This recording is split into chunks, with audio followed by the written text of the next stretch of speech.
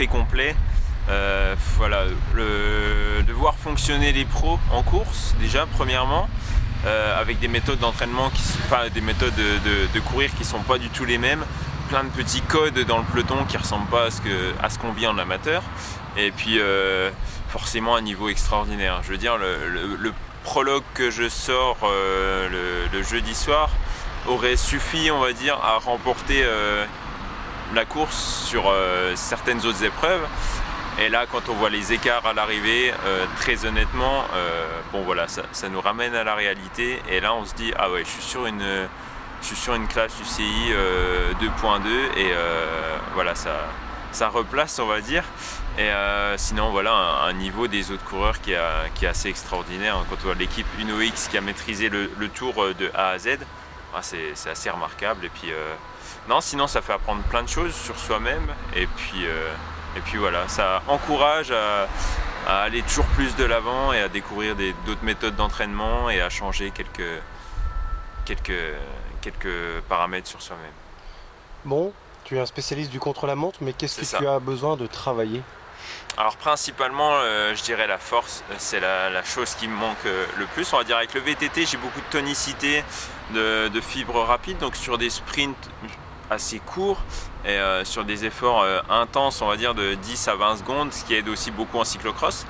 Mais là, pour des chronos comme, on va prendre l'exemple des championnats de France à Épinal, idéalement, ce qu'il faut, c'est emmener un braquet assez important sur 45 km avec des grands bouts droits, avec des faux plats. Et là, il va falloir une force pure et constante très très importante. Voilà, pour les spécialistes, pour donner une idée, c'est les braquets qu'on devrait utiliser lors des championnats de France à Épinal. Pour ma part, ce sera un 55-11. Voilà, ça peut monter même pour les purs spécialistes. Chez les pros, je serais curieux de voir ce qu'ils vont mettre, mais voilà. Donc, comme quoi, il va falloir emmener très gros, et pour ça, il faut s'entraîner à tirer un gros braquet, mais tout en tournant vite les jambes, et c'est la définition de la puissance. Bon, on revient à ce fameux tour de la Mirabelle qui a égayé le week-end dernier. Bon, tu as pu mesurer l'écart de moyens entre une DN2 du Macadam Cowboy et les équipes étrangères qui sont venues avec leurs moyens logistiques impressionnants. Hein. C'est ça, exactement. Quand on voit débarquer des gros bus comme celui de la Novo Nordisk ou autre, voilà, on se dit qu'on n'est pas logé forcément à la même enseigne, mais ce qui est normal parce que ces coureurs ont eu un passé qui leur permet d'accéder à ce niveau-là. Et nous, on a encore tout à prouver en étant jeunes avec nos petits moyens. On était un peu les petits poussés du truc. Et des fois, c'est vachement sympa puisque on arrive là-dedans sans pression, très décomplexé. Moi, je suis arrivé au prologue avec beaucoup d'innocence encore et par rapport au vélo. Donc, très heureux d'avoir pu découvrir tout ça. Et puis ouais, les équipes font forcément un petit peu rêver, leurs équipements, leur manière de courir, sur plein de choses. Voilà, ça nous fait apprendre sur la pratique encore plus, et voilà, ça change un petit peu les regards sur ce qu'on a l'habitude de voir en amateur. Est-ce que l'approche mentale est différente pour les contre-la-montre par rapport à la course en ligne? Alors pour ma part, oui, un contre-la-montre, c'est toujours une bagarre contre soi-même. Et c'est vraiment l'effort que j'apprécie le plus dans le vélo. C'est vraiment quelque chose que j'aime, aller rechercher vraiment la précision dans les trajectoires. Et puis voilà, essayer de repousser la douleur au maximum. Et puis essayer de prendre les trajectoires les plus tendues possibles. Après, une course en ligne, c'est bien différent. Ça se décante beaucoup plus dans la durée, on va dire. Voilà, on arrive sur des courses professionnelles comme la Mirabelle, on passe les 2-3 premières heures de course à manger, boire, et puis ensuite on sait qu'on va devoir s'accrocher sur la fin de course quand les équipes mettent en route, là où c'est très organisé. Et c'est ce qui change vraiment aussi du monde amateur, où ça court de manière beaucoup plus décousue, même sur des Coupes de France où ça débranche pas réellement. Là voilà, on est sur le monde professionnel. En revanche, quand ça visse un coup, comme on dit dans le milieu, il faut réellement s'accrocher. Bon, tu es éducateur sportif dans la vie. Est-ce que le monde professionnel te fait envie?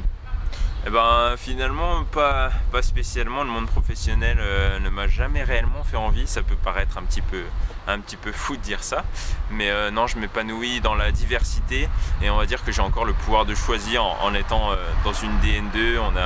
On a vraiment un encadrement qui est au top avec Valérie Vermion, notre directeur sportif, Laurent Goglione, notre président, et on a une équipe qui est assez soudée, on est une bonne bande de copains, et le niveau auquel on est là me convient très bien. Et voilà, je ne vais pas paraître feignant, mais on va dire que le vélo ne résume pas toute ma vie. J'ai pas envie de calquer mon modèle de vie uniquement sur la pratique du cyclisme. J'aime bien faire un tas de choses à côté, comme de la photographie, ou aller entraîner des jeunes au VTT Fun Club, là où passent plein de belles valeurs à travers la transmission d'une pratique. Et je crois que c'est très important d'avoir de la diversité dans ce qu'on fait. Tu fais de la photo nature, c'est ça? C'est bien ça, oui, de la photo animalière. Donc j'aime bien finalement des fois un peu les opposer. Là on était sur une course autour de la Mirabelle avec beaucoup de bruit, il y avait un peu de monde au bord des routes. Dans le peloton ça klaxonne, il y a énormément de bruit, énormément d'agitation.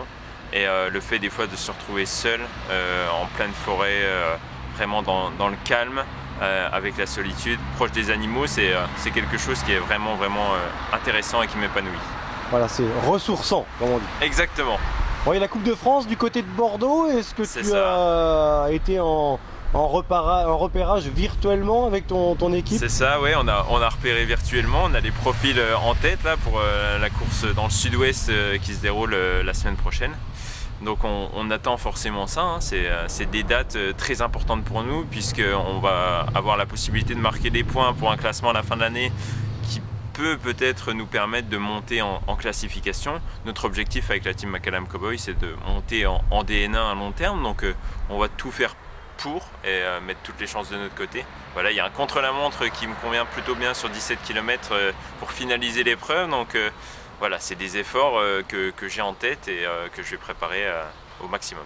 Bon, ça sera un préparatif au fameux championnat de France où tu as obtenu ta qualification sous le maillot de l'équipe Grand Est. C'est ça, voilà, l'équipe Grand Est, donc comme on est en DN2, on ne peut pas courir avec le maillot du team Macadam Cowboy, mais on dépend du comité pour courir ici à Épinal, et c'est forcément une grande joie de pouvoir m'aligner sur une telle épreuve. Quand j'ai commencé le vélo, je pensais réellement pas atteindre ce niveau et cocher ces dates dans mon calendrier. Et voilà, je vais me préparer à tout donner pour les couleurs du Grand Est et pour le team Macadam Cowboy. Donc non, ça va être une belle fête, mais il va falloir être prêt à 200% pour cette épreuve qui s'annonce très dure.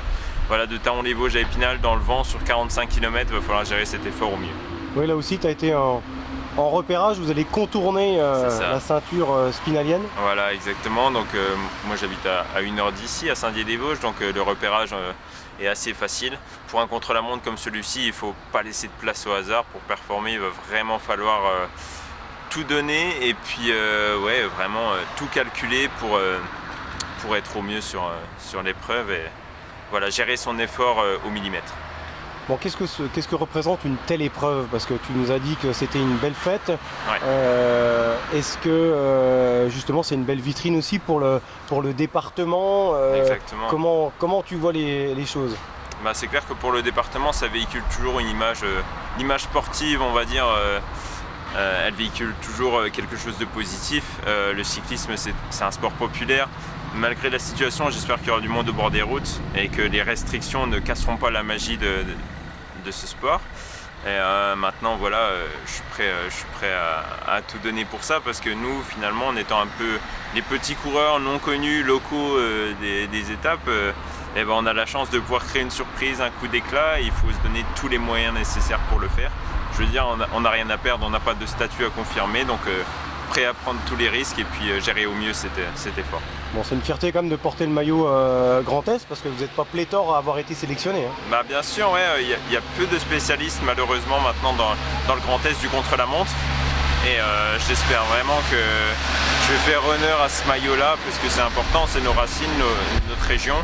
Et c'est chez nous, donc il va falloir se battre et vraiment tout donner. Quand on a l'amour du maillot, comme on dit, que ce soit pour le team Macadam Cowboy ou pour le maillot du Grand Est, ça donne toujours un petit supplément d'âme quand c'est très dur dans l'effort, et ça va compter. Est-ce qu'il y a d'autres coureurs qui représentent le Grand Est? Alors pour le contre-la-montre, pour l'instant j'ai pas connaissance, mais pour la course en ligne, j'aurai des coéquipiers comme Martin Deschâtres ou Bruno Chardon, voilà, qui vont avoir leur place sur la course en ligne, et voilà, ils ont de belles chances à défendre, puisque le parcours convient selon moi plutôt bien leurs caractéristiques, donc j'espère très honnêtement les voir briller et satisfaits de leur performance sur le parcours.